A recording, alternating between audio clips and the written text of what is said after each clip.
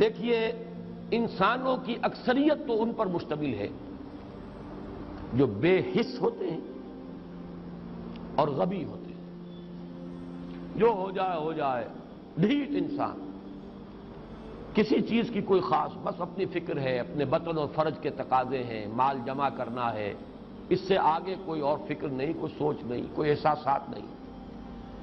کسی کے دل پر کیا بیت رہی ہے ہمیں کیا، وہ جانے۔ کوئی بھوکا ہے ہمیں کیا۔ ایک وہ کیفیت ہے کہ قافلے کو دیکھ کر آئے قبیلے کو، اور حضور صلی اللہ علیہ وسلم کی کیفیت وہ ہو گئی جس میں کہ حضرت خدیجہ رضی اللہ تعالی عنہا نے وہ قدم اٹھایا۔ ایک یہ کہ ہوا کرے، ہم کسی کے ذمہ دار تو نہیں، لا ابالی، جیسے آ چکا ہے پچھلی صورت میں، من بخل واستغنی استغنا۔ ان لوگوں کو چھوڑ دیجئے تو ایک اقلیت انسانوں کی ایسی ہوتی ہے جن کے لیے میں دو لفظ اب استعمال کر رہا ہوں، ذہین اور حساس۔ ذہین اور حساس لوگوں میں قبض اور بسط کی کیفیت، یہ مختلف سائیکلز ہیں جو آتی رہتی ہیں۔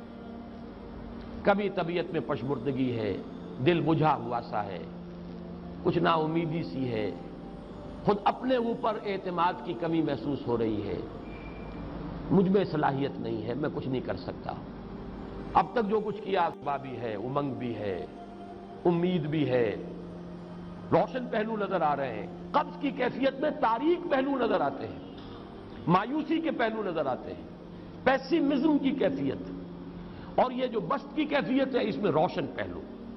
دیکھو یہ بھی تو ہے نا، آخر یہ بھی تو ہوا ہے، اور بھی ہو سکتا ہے، آخر اب تک میں نے یہ کام بھی تو کر لیا، آگے بھی مشکل آسان ہو سکتی ہے۔ یہ دو کیفیات ہیں قبض اور بسط کی، جن کو کہ صوفیاء کرام نے یہ اصطلاحات، یہ عنوان دیے، قبض اور بسط۔ جتنی انسان کے اندر حساسیت کی کیفیت زیادہ ہوگی، ذہانت زیادہ ہوگی، اتنا ہی یہ جو ویوز ہیں اس کی ایمپلیٹیوڈ زیادہ ہوتی ہے۔ کم ذہین انسان ہے، کم حساس ہے، آئیں گے تو صحیح ہے، لیکن یہ کہ وہ ویو جو ہے اس کا ایمپلیٹیوڈ جو ہے اس کے اندر اوپر اور نیچے کی کیفیت زیادہ نہیں ہوگی۔ لیکن جتنا یہ معاملہ بڑھتا ہے یہ جو ویو ہے اس کے ایمپلیٹیوڈ بڑھتا چلا جاتا ہے۔ لیکن نارمل انسان کا معاملہ یہ ہے کہ یہ حدود کے اندر رہے، اسی کی ایک کیفیت جو ہے ایب نارمل جب ہو جاتا ہے، یہی ہے جو جدید ہماری جو سائیکولوجیکل میڈیسن ہے اس میں اسے مینیکس ڈپریسو سائیکوسس کہا جاتا ہے۔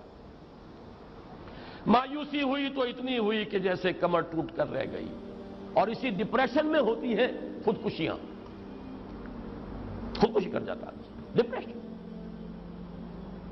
کچھ روشن پہلو نظر ہی نہیں آ رہا، کوئی امید کا پہلو نظر ہی نہیں آ رہا، کوئی صورت نظر نہیں آتی، کوئی امید بن نہیں آتی، کس طرف جاؤں، کدھر دیکھوں، کسے آواز دوں۔ اے ہجوم نامرادی، دل بہت گھبرائے ہے، اور جب آدمی محسوس کرتا I can't face these realities، he commits suicide۔ یہ اور جب کیفیت ہوتی ہے انشراح کی تو آدمی خوب بھاگ رہا ہے، دوڑ رہا ہے، امنگ ہے، محنت ہے، دوڑ رہا ہے، امیدیں ہیں، اب ہر چیز کا روشن پہلو نظر آ رہا ہے۔ عجیب ہے یہ۔ اصل میں مجھے کچھ تجربہ بھی ہوا ہے، ہمارے خاندان میں بھی یہ مرض موجود رہا۔ میرے والد مرحوم کافی طویل عرصے اس مینیک ڈپریسو سائیکوسس کے مریض رہے۔ کچھ ہوتا ہے یہ معاملہ، ویسے بھی شاید ہمارا خاندان جو ہے اس کیٹیگری میں آتا ہے جس میں ذہانت نسبتاً کچھ زیادہ ہے، حساسیت بھی نسبتاً کچھ زیادہ ہے۔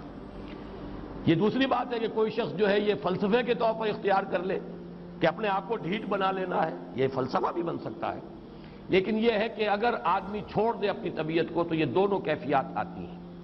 انہی کیفیات میں اگر یہ جو اپورڈ اینڈ ڈاؤنورڈ موومنٹ ہے یہ ایک حد سے نکل جائے تو یہ بیماری ہے مینیک سائیکوسس، مینیک ڈپریسو سائیکوسس۔ اس میں جب آدمی ہوتا ہے وہ اپر کیفیت میں تو اس کے اندر بڑی عظیمت ہے، روشنی ہے، امید ہے، لوگوں سے گفتگو کر رہا ہے، حق بول رہا ہے، خوب جو ہے محفل کے اندر، اب وہ محفل میں اسے دلچسپی محسوس ہو رہی ہے، اور اسے ہر چیز کا روشن پہلو نظر آ رہا ہے، خود اپنے وجود کا بھی روشن پہلو، دوسروں کے وجود کا بھی، دوسروں کی بات میں سے بھی وہ اچھا پہلو تلاش کریں گے، وہ برا پہلو تلاش نہیں کریں گے۔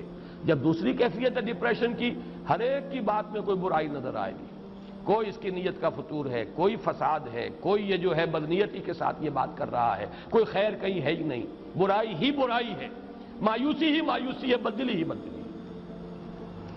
یہ ہے در حقیقت وہ کیفیت، اس کو غالب نے بہترین انداز میں تعبیر کیا ہے۔ ذہین اور حساس انسانوں میں ان کی جو ترقی ہے وہ انہی مراحل سے ہو کر گزرتی ہے، اور ہر ڈپریشن کے بعد، ڈپریشن میں اس سینس میں استعمال نہیں کر رہا، یعنی بیماری کی حد تک پہنچنے والی ڈپریشن نہیں، صرف قبض کی حد تک پہنچنے والا معاملہ۔ ہر قبض کے بعد جب بست آتا ہے تو آگے ترقی ہوتی ہے، جس کو آپ کہتے ہیں بائی لیپس اینڈ باؤنڈس، آدمی جو ہے چھلانگ لگاتا ہے، گویا کہ ایک درجہ جو پہلے تھا اس سے آگے درجہ انسان کا جو ہے اس سے بلند تر پوزیشن پر انسان پہنچتا ہے۔ ہر قبض کے بعد جو نیا بست آتا ہے وہ ایک نئی کیفیت، نئی شان، نئی بلندی، نئی رفعت لے کر آتا ہے۔ اس کو غالب نے تعبیر کیا ہے بہت خوبصورت انداز میں، رکتی ہے میری طبع تو ہوتی ہے رواں اور، یعنی شاعر بھی کبھی ایسا وقت آتا ہے شعر جو ہے اس پر نازل ہی نہیں ہو رہا، شعر نہیں کہہ پا رہا، طبیعت میں رکاوٹ سی ہے، بندش